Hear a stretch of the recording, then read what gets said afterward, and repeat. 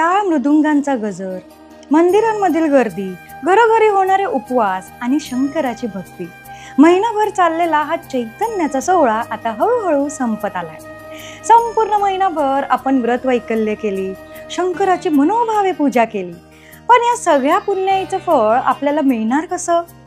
जशी कोणत्याही शुभ कार्याची सुरुवात महत्वाची असते, तसाच त्याचा शेवटही योग्य पद्धतीने करणं तितकंच गरजेचं असतं.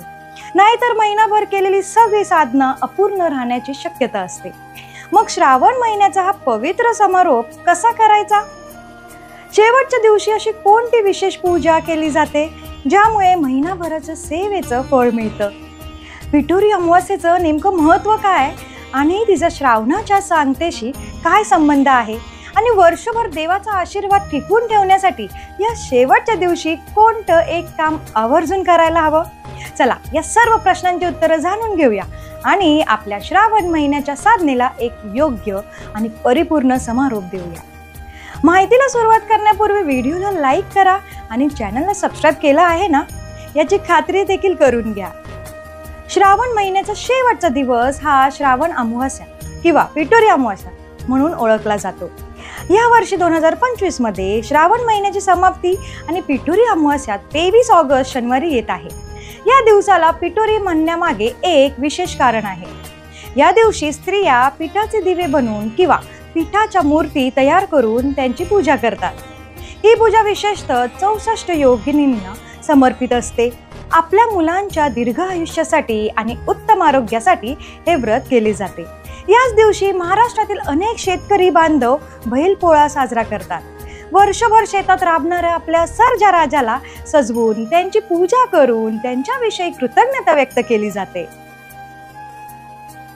अशा प्रकारे श्रावणाचा शेवटचा दिवस हा फक्त एका व्रताचा शेवटचा नसून तो मातृत्व आणि कृषी संस्कृतीचा उत्सव साजरा करण्याचाही दिवस आहे. संपूर्ण श्रावण महिना जरी भगवान शंकराला समर्पित असला तरी त्याचा समारोप हा शिव आणि पार्वती यांच्या संयुक्त पूजनेने करण्याची प्रथा आहे. कारण शिव हे शक्तीशिवाय अपूर्ण मानले जातात. ही शेवटची पूजा म्हणजे महिनाभर केलेल्या तपश्चर्याला एका परिपूर्ण पूजेने समाप्त करणेच. या दिवशी सकाळी लवकर उठून स्नान करून घरोघरी देवाऱ्याची स्वच्छता करावी. देवघरात शंकराच्या पिंडीवर किंवा फोटोवर अभिषेक करावा. त्यानंतर शंकराला बेलाची पाने आणि देवी पार्वतीला फुले अर्पण करावीत. दोघांनाही एकत्र हळदी कुंकू व्हावे. महिनाभर आपण सात्विक आहार घेतला त्याबद्दल देवाचे आभार मानून या दिवशी गोडाचा नैवेद्य दाखवावा. हा नैवेद्य म्हणजे महिनाभराच्या साधनेचा प्रसाद असतो. ही पूजा करताना आपल्या मनात स्वामींचे किंवा शंकराचे नामस्मरण करावे आणि शांत मनाने आरती करावी. आता कोणत्याही मोठ्या व्रताच्या किंवा अनुष्ठानाच्या शेवटी क्षमा प्रार्थना करणे अत्यंत महत्त्वाचे मानले जाते. महिनाभर उपवास करताना, पूजा करताना आपल्याकडून कळत न कळत अनेक चुका होऊ शकतात.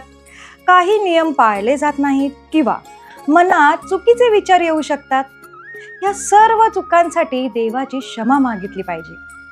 हात जोडून प्रार्थना करावी की हे देवा, महिनाभर केलेल्या सेवेत माझ्याकडून काही चूक झाली असल्यास मला अज्ञानी समजून क्षमा कर आणि माझी सेवा गोड मानून घे. क्षमा प्रार्थनेनंतर दान करणे हे पुण्याईला द्विगुणित करते. आपल्या महिनाभराच्या पुण्याईचा काही अंश गरजू लोकांना दान केल्याने आपली साधना खऱ्या अर्थाने सफल होते. या दिवशी गरिबांना अन्नदान, वस्त्रदान किंवा आपल्या यथाशक्तीनुसार गुप्तदान करणे हे सर्वश्रेष्ठ मानले जाते. दानामुळे आपल्या मनातील मीपणा कमी होतो आणि सेवेला परिपूर्णता येते. आता वर्षभरासाठी ही ऊर्जा कशी टिकवून ठेवाल? तर श्रावण महिन्याचा शेवट म्हणजे आपल्या साधनेचा शेवट नाही. श्रावणाने आपल्याला जे शिकवलं ते वर्षभर आपल्यासोबत ठेवणं महत्त्वाचं आहे. या महिन्यात आपण जो सात्विक आहार घेतला, मनावर जो संयम ठेवला आणि जी नामस्मरणाची सवय लावली ती पुढेही थोड्याफार प्रमाणात सुरू ठेवावी. रोजच्या धावपळीच्या जीवनातून किमान 10-15 मिनिटे काढून देवासाठी, स्वतःच्या मनशांतीसाठी वेळ द्यावा. श्रावणाने दिलेली ही सकारात्मक ऊर्जा, शिस्तच आपल्याला पुढे 11 महिने सामर्थ्य देईल. ही श्रावण व्रताची खरी फलप्राप्ती आहे. फक्त एका महिन्यापुरती मर्यादित न राहता यातील चांगल्या गोष्टी आपल्या जीवनशैलीत भाग बनवणे हाच यामागील खरा उद्देश आहे. थोडक्यात काय तर श्रावण महिन्याचा शेवटचा दिवस हा फक्त एक निरोपाचा दिवस नाही, तर तो महिनाभर केलेल्या साधनेचं फळ पदरात पाडून घेण्याचा दिवस आहे. या दिवशी केलेली पूजा, क्षमा प्रार्थना आणि दान हे आपल्या पुण्याईचं रक्षण करतात. हा दिवस म्हणजे एक पवित्र अध्यायाची समाप्ती आणि गणेश चतुर्थी, नवरात्री, दिवाळी यांसारख्या येणाऱ्या मोठ्या सणांची तयारीची सुरुवात. चला तर मग या शेवटच्या दिवशी पूर्ण श्रद्धेने महादेवाची पूजा करूया, त्याचे आभार मानूया आणि त्याने दिलेल्या ऊर्जा आणि आशीर्वाद सोबत घेऊन पुढच्या वाटचालीला सुरुवात करूया. हर हर महादेव.